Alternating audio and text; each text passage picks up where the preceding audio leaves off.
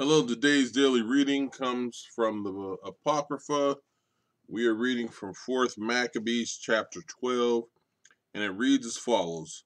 When he too had undergone blessed martyrdom and died in the cauldron into which he had been thrown, the seventh, the youngest of all, came forward, whom the tyrant pitying, though he had been dreadfully reproached by his kindred, seeing him already encompassed with chains, had him brought near and endeavored to counsel him, saying, You see the end of the madness of your kindred, for they have died in torture through disobedience, and you, with disobedience having been miserably tormented, will yourself perish prematurely. But if you obey, you will be my friend and have a charge over the affairs of the kingdom. And having so exhorted him, he sent for the mother of the boy, that by condoling with her for the loss of so many sons, he might incline her through the hope of safety to render the survivor obedient. And he, after his mother had urged him on in the Hebrew tongue, as we will soon relate, says, Release me that I may speak to the king and all his friends. And they, rejoicing exceedingly at the promise of the youth, quickly let him go.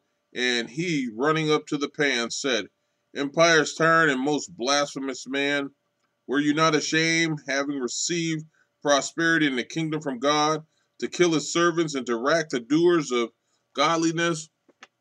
For this reason, the divine vengeance is reserving you for eternal fire and torments, which will cling to you for all time. Were you not ashamed, man, as you are, yet not savage, to cut out the tongues of men of like feeling and origin, and having so abused to torture them? But they, bravely dying, fulfilled their religion toward God. But you were grown according to your deserts, for having slain without cause the champions of virtue. For this reason, he continued, I myself, being about to die, will not forsake my kindred, and I call upon the God of my fathers to be merciful to my race. But you both living and dead, he will punish. So having prayed, he hurled himself into the pans, and so expired. Chapter 13. If then the seven kindred despise troubles even at death, it is confessed on all sides that righteous reasoning is absolute master over the passions. For just as if they had as slaves to the passion eaten of the unholy, we should have said that they had been conquered. Now it is not so. But by means of the reasoning which is praised by God, they mastered their passions, and it is impossible to overlook the leadership of reflection, for it gained the victory over both passion and troubles. How then can we avoid, according to these men, mastery of passion through right reasoning, since they drew not back from the pains of fire?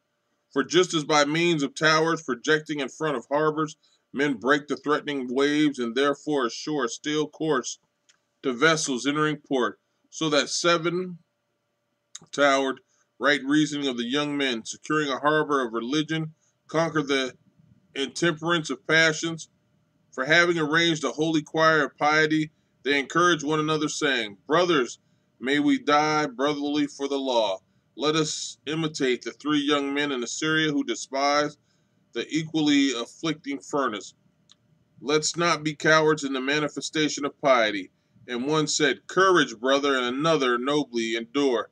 And another, remember what stock you are, and by the hand of our father Isaac endured to be slain for the sake of piety.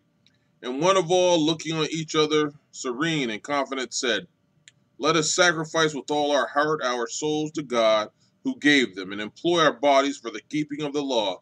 Let's not fear him who thinks he kills.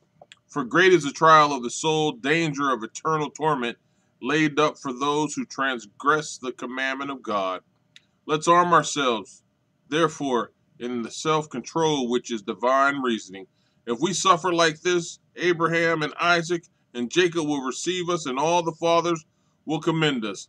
And as each one of the kindred was hauled away, the rest exclaimed, Disgrace us not, O brother, nor falsify those who died before you.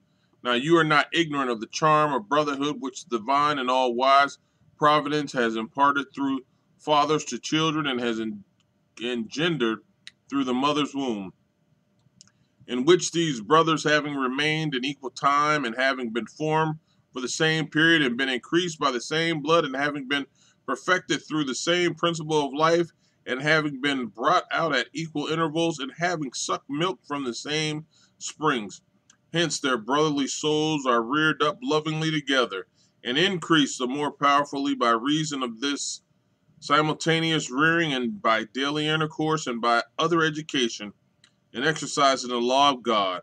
Brotherly love being so sympathetically constituted, the seven kindred had a more sympathetic mutual harmony, for being educated in the same law and practicing the same virtues, and reared up in a just course of life, they increased this harmony with each other.